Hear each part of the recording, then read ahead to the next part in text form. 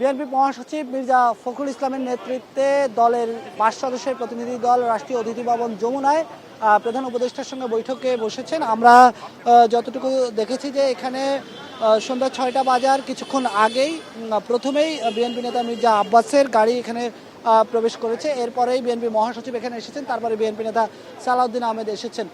সব মিলিয়ে বিএনপির ৫ সদস্যের প্রতিনিধি দল আজকে প্রধান উপদেষ্টার সঙ্গে বৈঠক করছে। এই বৈঠকে মূলত দেশের সমসাময়িক ইস্যু, সাম্প্রতিক ঘটে যাওয়া অনেক ঘটনাগুলো নিয়ে আলোচনা হবে। বিশেষ করে চট্টগ্রামে আইনজীবী সাইফুল ইসলামের হত্যাকাণ্ড, দেশের বর্তমান আইন শৃঙ্খলা পরিস্থিতি সহ নানা বিষয় তাদের মধ্যে আলোচনা হবে এবং পরবর্তী সরকারের পদক্ষেপ কী হবে সেটি বিএনপির পক্ষ থেকে জানতে চাওয়া হবে প্রধান উপদেষ্টার কাছে।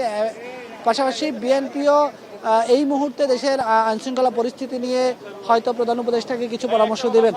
তো আমরা গণমাধ্যম কর্মীরা এখানে আসলে অপেক্ষা করছি, বিএনপি নেতারা বের হলেই তাদের সঙ্গে আমরা কথা বলবো। আজকের বৈঠকে কি কি বিষয়ে আলোচনা হয়েছে সেটি নিয়ে আমরা বিএনপি মহাসচিবের সঙ্গে কথা বলবো, তিনি জানালে পরবর্তী জানানোর চেষ্টা করব। তবে এখন পর্যন্ত বলা যায় যে বৈঠকটি চলছে। এই বৈঠকে বিএনপি নেতারা দেশের বর্তমান যে রাজনৈতিক পরিস্থিতি রয়েছে, বর্তমান যে আইনশৃঙ্খলা পরিস্থিতি রয়েছে, সার্বিকভাবে দেশে যেই নানা জায়গায় যে বিশৃঙ্খল অবস্থা রয়েছে, এই বিষয়গুলো নিয়ে তারা প্রধান উপদেষ্টার সঙ্গে আলোচনা করবেন। এটি পূর্ব নির্ধারিত বৈঠক। এই বৈঠকে বিএনপি নেতা সালাউদ্দিন টুকুও এই বৈঠকে আসার কথা ছিল, কিন্তু তিনি সিরাজগঞ্জ থাকায় বৈঠকে উপস্থিত হতে পারেননি।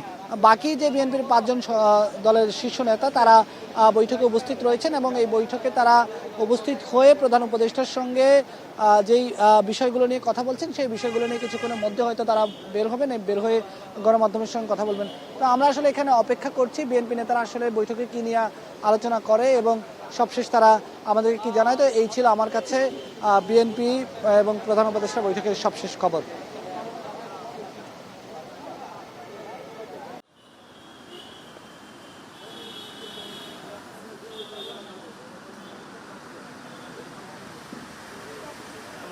নাকি না না